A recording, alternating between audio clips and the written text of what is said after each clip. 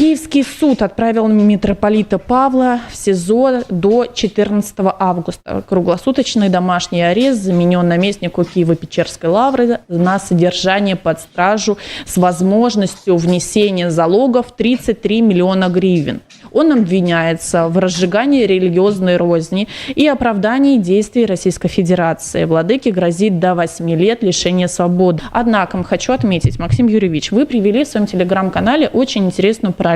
А параллель именно с жителем Закарпатья, которого подозревают в продаже украинских детей на органы в Европу. Он внес залог в размере 1 миллион гривен и вышел из-под ареста. Вот, казалось бы, да, действительно преступник, который совершает такое тяжелое преступление.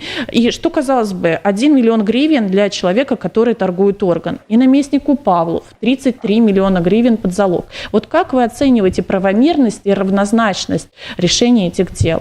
Я желаю, чтобы у владыки Павла хватило просто физического здоровья, потому что духовного здоровья, душевных сил у него хватит. Это очень крепкий и стойкий человек. Он много пережил, он создал для Украины Киево-Печерскую лавру. Просто здоровья, чтобы хватило, и чтобы он дожил до тех дней, я не думаю, что это будет слишком через долгое время, когда он заново станет наместничать в Киево-Печерской лавре и приводить ее в порядок от всего того смрада, который туда пытаются внести. Кто не знает, скажу, я думаю, не секрет, и владыка не обидится на меня. Он давно болен, у него диабет первого типа, он инсулинозависимый человек, он нуждается в постоянном приеме лекарств, это было и при мне, и все, кто его хорошо знает, знают, что там по часам все рассчитано, обязательный прием лекарств. Это я к чему?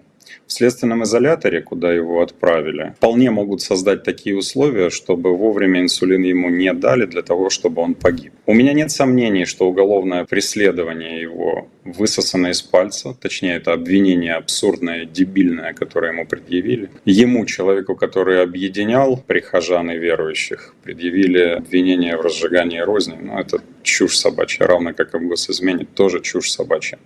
Просто у СБ есть команда, ее получила СБ, ее получили прокуроры, ее получил судья. Уверен, что непосредственное указание арестовать его исходит от президента лично. Президент его ненавидит. Владыка Павел — это тот человек, который стал на пути у президентского беспредела по борьбе с православием, по захвату лавры. Владыка Павел тот, кто может объединять вокруг себя людей для борьбы с этим беспределом. Тот, кто не стесняется и называет вещи своими именами. Вы помните его обращение к президенту Зеленскому. Тем более после этих слов уверен, что тот воспылал к нему и ненавистью, и злобой. Поэтому свершилось то неправосудное, что свершилось, что вы видели. Пожилого, больного человека, который точно не представляет угрозу обществу и может вполне находиться у себя дома, намеренно отправляют в камеру для того, чтобы его там не стало. То есть, по большому счету, на мой взгляд, это действия, направленные на его умышленное физическое устранение. Посмотрим. Бог в свое время вывел его из огня, когда он горел в семинарии. Там несколько человек погибли, а владыка остался. Я думаю, здесь Бог убережет. В этом есть моя уверенность. Ну а тому, кто это все заказал, организовал, а также исполнителям, уверен, все вернется старицей. Что касается проведенного сравнения, то пусть люди видят, как выпускают на свободу негодяя, который занимается черной трансплантологией еще живых детей украинских, и как кидают в камеру церковного иерарха. Просто из-за ненависти к нему первого лица, из-за ненависти и дикой боязни. Ведь о том, что наместник прозорлив и его слова и пророчества сбываются, знают многие. Я уверен, что Зеленский слышал внимательно, что ему сказал Павел, а также то, что говорят о владыке. Поэтому вот и реакция, она не заставила себя долго ждать, которая еще раз говорит о его мелочности, мстительности, характера. Полагаю, что все то, что происходит с Лаврой, очень плохие знаки в целом для Украины. И полагаю, что президент допустил ошибку, когда полез в вопросы веры, в вопросы притеснения православия, в вопросы замены, вытеснения православной канонической церкви и замены ее квазиобразованием. Но уже что сделано, то сделано, поэтому процессы идут. Если просто о нормах права говорить, я уже сказал, да. Негодяй конченый, который вывозит дитя на то, чтобы того покромсали на донорские органы, идет домой отдыхать. А человек, который создал для страны, для Киева жемчужину, его руками это было все восстановлено, Киево-Печерскую лавру, идет по указанию гаранта в камеру. Ну, сегодня так. Так будет не всегда, как говорится в одном еврейском анекдоте. Думаю, президент это тоже знает. Я уже, кстати, видела, что прихожане начали собирать на залог владыки Павла. Ну, 33 миллиона – огромная сумма. Вы же понимаете, что ее назначили намеренно, чтобы он не смог ее внести. У него нет таких денег.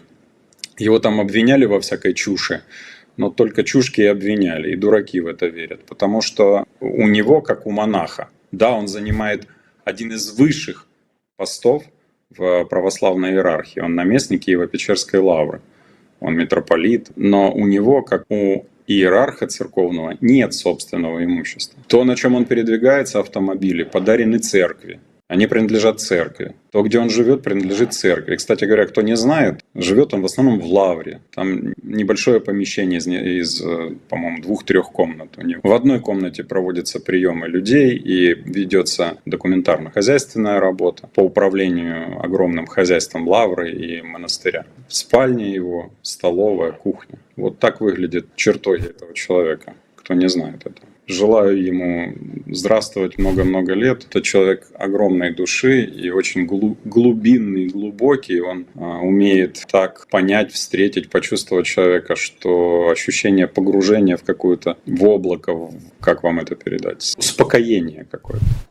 Он умеет выслушать, он умеет дать совет. Это человек с огромным житейским опытом. Ну, представьте себе, с 1994 года управлять Киево-Печерской лаврой. Он знал, видел, видит всех насквозь. Он очень резкий может быть, может не принять человека. Не принять, я имею в виду внутренне. Может высказаться и сказать правду. Я думаю, все, что он сказал Зеленскому, он очень долго терпел, его, наверное, и Ануфрий удерживал. Но в конце концов, владыка Павел есть владыка Павел, он, повторюсь, называет вещи своими именами. Он назвал вещи своими именами.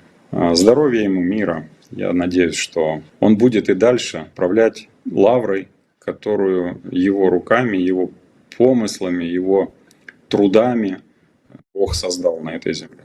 Или восстановил после долгих десятилетий.